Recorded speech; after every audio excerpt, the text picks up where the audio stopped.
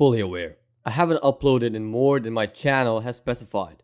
If you triggered, you try spending days on painting a bike that won't even start at the end. Anyway, Frieza and Vegeta are now on Namek, and the Saiyans on Earth have decided to stop them. How will that go, and who will win?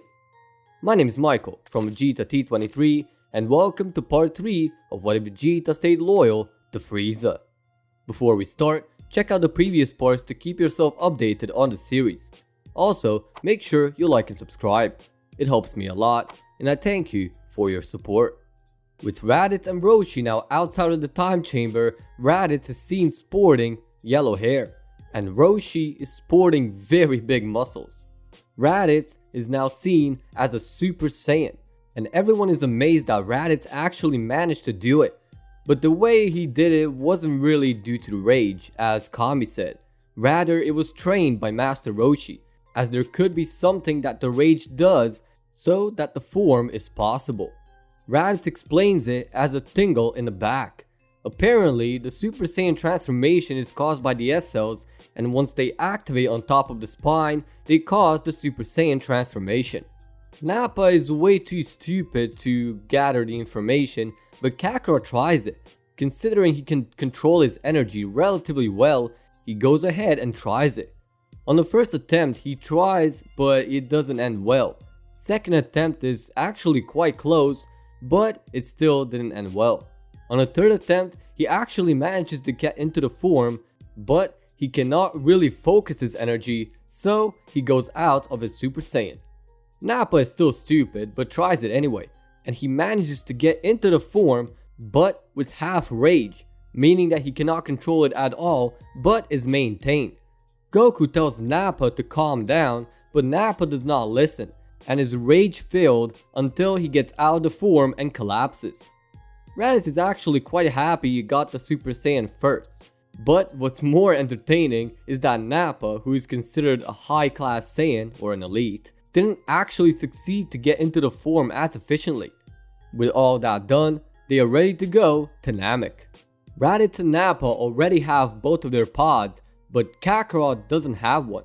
However, Bulma chimes in, saying that she can actually create a spaceship if they let her use the parts of the space pods. Raditz and Nappa really don't care, and so Bulma gets the space pods and gets to working on the spaceship.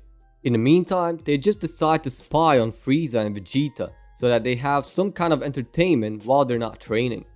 Dr. Breeze and Bulma worked countless hours just to get the spaceship up and running, and after about 2 weeks, the spaceship is done, and all 3 Saiyans decide that they will go, including Bulma. They say that Bulma shouldn't really be on the ship, as it's a planet which is not known to her. However, Bulma insists, and so the 3 of them go, well, 4.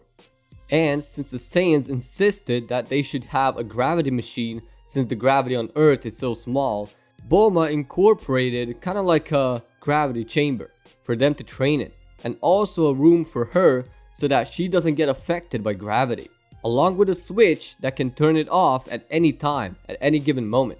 That said and done, they depart from Earth towards Namek. On the way there, they train up quite a lot, and the gravity can only go up to 100 Gs. So, they use all 100 Gs while Bulma is just sitting there in her own room casually reading books, while occasionally, while they're not training, hanging out with Raditz. Kakarot and Nappa learn to get comfortable with each other, sparking conversations every now and then, but for the most part, they are training their asses off. However, as they only have a few senzu on hand, they have to share those senzus very responsibly, as they only have so much, and as for the rest, they get food and eat up in between training sessions, with Bulma being their cook.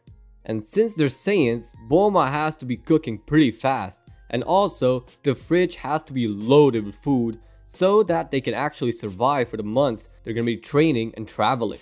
So for the next month, nothing interesting has changed apart from them training and Goku nearly dying because of the gravity. But shortly, he has grown used to it. Raditz even taught both of them how to control their Super Saiyan forms, and in no time, they've grown to use their Super Saiyan forms. So all they have to do now is to wait until they land. and after a short time, they land on Namek.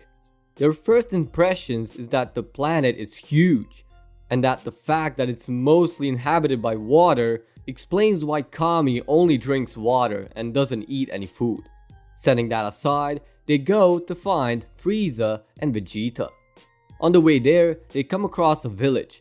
In the village, there were a few Namekians and also a Dragon Ball on the radar. They land there and they meet the Namekians. They introduce themselves and also their intentions. They already know of Frieza and Vegeta and they want them gone, and so they ask for the directions towards them. They don't really know where they are right now, so there's the next best thing. Since Frieza and Vegeta are mostly targeting the villages, it's best that the Dragon Ball is kept safe from them, and so they request them to give them the Dragon Ball so it's there for safekeeping with them. The Namekians have nothing else to say, they just give them the Dragon Ball, considering they can sense all three Saiyans and the woman to be quite kind-hearted and with good intentions. So giving them the Dragon Ball is basically a no-brainer. With that, Bulma gets an idea. She has a few capsules, and one of them is basically like a hideout where they can keep the Dragon Ball and then keep the whole thing in a capsule. So even in the case that all hope is lost, there is still one Dragon Ball that is hidden, so they only have 6 instead of all 7. The Namekians agree, and then they hide the Dragon Ball, and the whole gang decides to go out and venture so that they can find a perfect hiding spot where they can't be found. They come across a small little cave and they decide to settle there. Of course, Bulma isn't gonna use that same building as a hiding spot where the Dragon Ball is. But Bulma came prepared, so she pulls out a second capsule and it reveals a smaller but more efficient house where they can reside in. In the house, they come across a cabinet where they can find the capsule and they hide it in there, also locking it with a padlock. Raditz suggests that not to lock it because then they will know that something's in there. Bulma agrees and then removes the lock. Kakarot then gets an idea. He starts writing something, like a note on a table, and he writes as following: Raditz, don't forget to give the Dragon Ball to Nappa.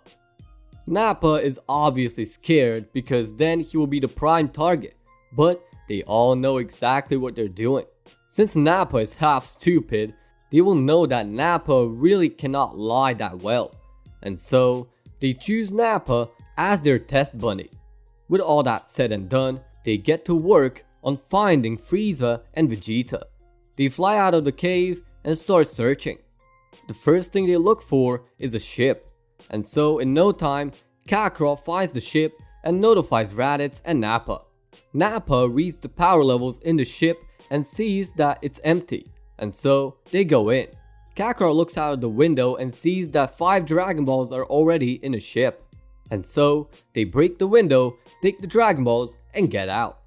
Coming back to the cave, Bulma was waiting for them, and once they brought up all 5 Dragon Balls, Bulma already knows what to do, so she pulls out the other hideout and they hide the Dragon Balls that they just gathered as well, before putting it back in a capsule and hiding it. In no time, Raditz already hears the chit-chatter through the scouter, saying that the Dragon Balls are gone and that someone must have stolen them, and that someone should have stayed guard on the ship. Raditz can hear both Frieza and Vegeta completely livid for the fact that all Dragon Balls are now gone, and they order everyone on the Frieza force to go and search for the culprits.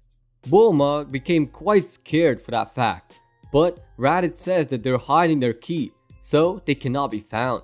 With it, Nappa and Bulma take a sigh of relief and then just decide to hide. And then the other 3 Saiyans go and search for Frieza and Vegeta. They get out and go in for the search. After about 20 minutes, they come across a few of the Frieza Force members and they decide to strike a nice little battle with them. However, the battle will be left for the next part. I hope you enjoyed the video. Leave a comment on what shall I do next. Like if you liked the video. Dislike if I'm too late with the video. Check out my Discord server in the description below. And as always, peace out.